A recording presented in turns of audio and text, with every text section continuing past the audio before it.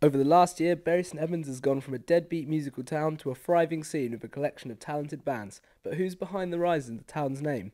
I managed to catch up with Joe Weaver, promoter and organiser for the majority of local band events, and hear his opinion on the band's this year's Bury Sound. So Joe, who are you really impressed with this year?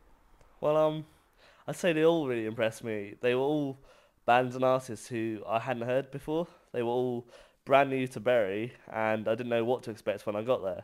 But upon seeing them, they were really good. And I have researched that there's a brand new venue open. What's that like, and how did the bands kind of play there? That's amazing. It's called the Apex, and it's in the middle of the Arc Shopping Centre in Bury, and it's cost £18.7 million to build, and it's been in the works for the last 10 years, and it's finally here, and so they decided Bury Sound would be the first event there, which was incredible.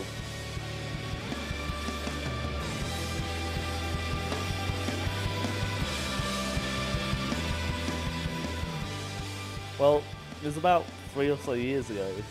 I knew nothing about music, and I got into it because there was a few guys that I knew at school. I wasn't that too friendly with them.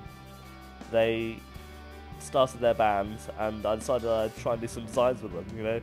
Fiddling about with Microsoft Paint. I did them a logo. I got interested. I liked that I was working with a band that kind of stood for something.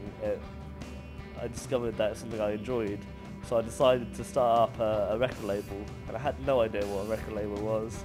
It was more like management, what I was doing for them, and doing designs and trying to sort them out with some gigs. So it wasn't a record label whatsoever, but that's what I called it. So we did the first Bury Sound, and the band won.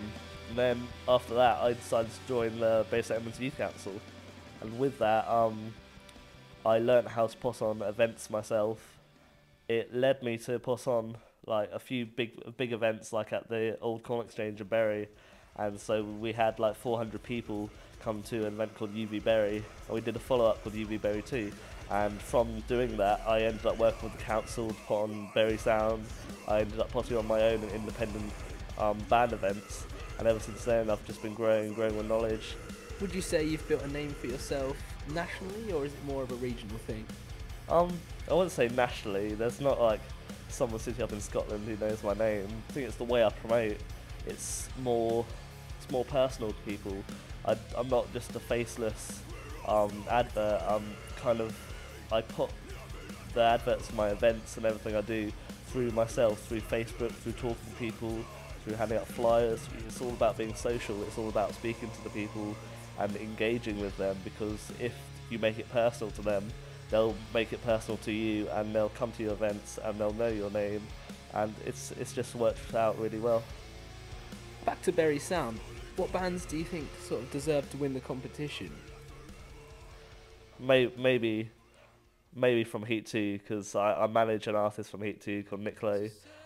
So I'd say he's an experienced artist. He's been doing it for the last few years. He was an acoustic artist, but now he's got his own backing band to support him, and he's already been out there and recorded, and we're just waiting to put out his EP. So I think if I was to say anyone, I'd say he deserved to win it. What's the prize this year in terms of what the bands go on to do once they finish the competition? Well, they get £250 worth of vouchers for Sounds Plus, which is a local music store.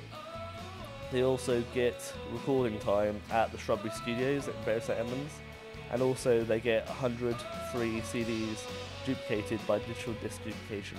That's quite a big prize.